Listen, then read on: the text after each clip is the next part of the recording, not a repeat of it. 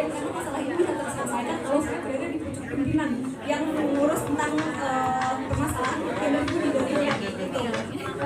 Jadi ini, nah oh iya, dan ini tuh ternyata sesuai juga sama yang ditulis di website LBD ya, sampai mereka cari juga seperti apa yang lulus ketika tes substansi itu siapa yang ini kurang lebih rangkuman dari tulisan yang ini udah sebelum dari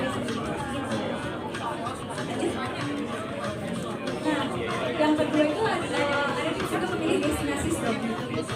Nah kadang universitas berbeda itu kan bisa punya jurusan yang sama gitu. Kayak di Indonesia kan jurusan psikologi itu ya ada di banyak universitas itu. Nah, kalau kita belajar satu-satu bidang yang universitas itu biasanya punya fokus yang berbeda dari spesialis.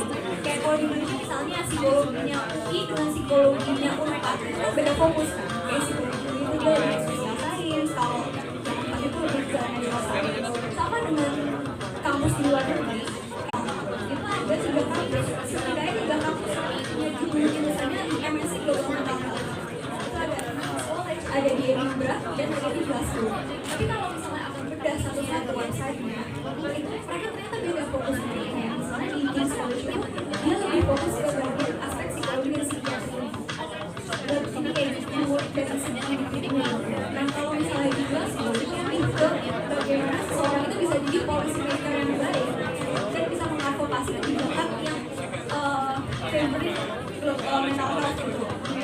Jadi buat teman-teman supaya ketika lagi menentukan destinasi studi itu tuh harus ada pertimbangan yang baik supaya tadi, karena kalau misalnya kita ternyata salah kan kita nggak bisa masuk, nggak bisa turun ke beasiswa yang lebih karena kan itu yang nggak cocok dan nggak bisa lulus ke kampus tersebut. Nah jadi tips yang pertama itu jangan lupa cek detail-detailnya gitu ya. Gimana sih cara ceknya? Biasanya kalau kampus yang menerima dari luar negeri atau internasional itu mereka akan lebih dari lebih tentang apa, kebutuhan apa, dan